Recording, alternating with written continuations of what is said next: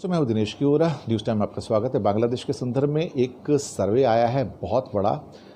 इसमें बताया गया कि बांग्लादेश के अंदर जो विमेन है वो मेन से डबल एक्टिव हैं, डबल काम भी करती हैं। इस स्टडी के अंदर दिखाया गया है कि विमेन जो हैं वो डिसएडवांटेज की पोजीशन में हैं, क्योंकि एक तो उनके नाम पे लैंड ओनरशिप की बहुत कमी है, वेजेस के अंदर उनको डिस्क्रिमिनेशन है और non recognition of unpaired work है। ये बताया गया कि 2/3 वर्क जो है पूरा का पूरा वो बांग्लादेश के अंदर लेबर फोर्स के अंदर जो है सारी की सारी वो विमेन है और 1/3 जो है वो मेन है टोटल मिला के। हालांकि मेन का काम 1/3 है, लेकिन सुपरविजन फिर भी मेन का ही रहता है। एग्रीकल्चर प्रोडक्शन के अंदर वैल्यू चेन जो जितनी भी है उसमें अनपेड वर्क जितना है वो सारी की सारी महिलाएं करती हैं, और उसमें फार्म लेबर है वहाँ पर महिलाओं को जो वेजेस मिलते हैं वो पुरुषों की अपेक्षा कम मिलते हैं। बांग्लादेश की एग्रीकल्चर के अंदर reveal that 47.6% of countries nearly 57 million strong work force is involve in the farm work. अभी जो कुल मिला के कंट्री की जो 6 करोड़ की वर्क फोर्स है उसमें से करीब करीब 50% से आसपास ही वो पूरी की पूरी जो है आपकी वो जो वर्क फोर्स है वो विमेन की है देखा जाए तो। और उसमें से भी जो है जो खेती में काम करती हैं वहाँ पर उसमें से 65% जो है विमेन है, यानी कि 2/3 विमेन है देखा जाए तो उसके अंदर पूरा का पूरा। इस स्टडी को जो कमीशन किया गया था वो मनुशेर जॉनो फाउंडेशन के द्वारा, और जो 3 प्रोफेसर्स हैं बांग्लादेश एग्रीकल्चर यूनिवर्सिटी के मेमन BAU के doctor Ismat Ara Begum, doctor Mohammad Jahangir Alam and doctor Mahbub Hussain.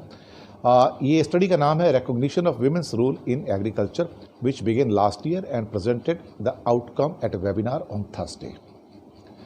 Mail labourers को सेम काम के लिए 285 टका से लेकर 352 टका तक मिलता है। उसी काम के लिए फीमेल लेबरर्स को 182 टका से लेकर 214 टका मिलता है, जो कि आप देख सकते हैं कि ऑलमोस्ट 2/3 है। रिसर्चर का कहना है कि ट्रेडिशनली विमेन जो है वो बहुत क्रूशियल रोल प्ले करती आई हैं इनकम जनरेटिंग एक्टिविटीज़ के अंदर, पोस्ट हार्वेस्ट एक्टिविटीज़ में, cow fattening, milking, goat farming, poultry rearing, homestead vegetable gardening, और गांव के अंदर विलेज के अंदर जो जितनी भी हमारी महिलाएं हैं जो वर्कर्स हैं, साइलेंट वर्कर्स हैं, वो घर के काम भी करती हैं, बाहर के काम भी करती हैं।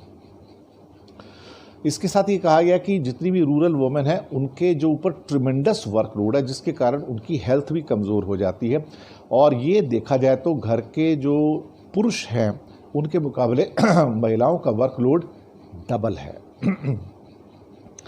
अब सैलरीड जॉब में देखा जाए तो वहाँ पे महिलाओं की संख्या सिर्फ 15% of rural women are engaged in the waged और सैलरीड एम्प्लॉयमेंट। ये बहुत ही कम है।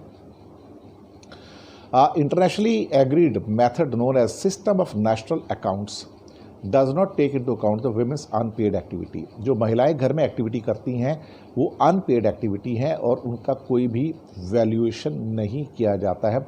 और जबकि पूरी दुनिया में इस बात पे बहस चल रही है कि जो महिलाएं सारा घर का काम करती हैं उनका वैल्यूएशन करके उसको GDP में जोड़ना चाहिए, ग्रॉस डोमेस्टिक प्रोडक्ट में जोड़ना चाहिए। बहुत सारी बहस हो चुकी हैं, लेकिन अभी तक इसके ऊपर कोई फाइनल फैसला नहीं हुआ है। घर के काम जिस स्टडी के अनुसार ज़्यादा करके औरतें करती हैं, पुरुष नहीं करते हैं, और उसी हिसाब से देखा जाए तो औरतों के ऊपर अपने बच्चों को लुक आफ्टर करने की, खेती को लुक आफ्टर करने की, अपने जो गार्डन्स है उसको लुक आफ्टर करने की, घर के काम करने की सारी जिम्मेदारियां उनके ऊपर आ जाती हैं, और कहीं ना कहीं उनके ऊपर जो बोझ है बढ़ जाता है, लेकिन उनके राइट्स उतने नहीं हैं ज़मीन के ऊपर जितने पुरुषों के हैं। बड़ी अच्छी इंटरेस्टिंग स्टडी है, और शायद इंडिया में भी करीब करीब गाँव के मामले में ऐसा ही होगा, मेरी ऐसी उम्मीद है। तो ये कैसा लगा आपको स्टडी बताइएगा और फीडबैक दीजिएगा। धन्यवाद आपका।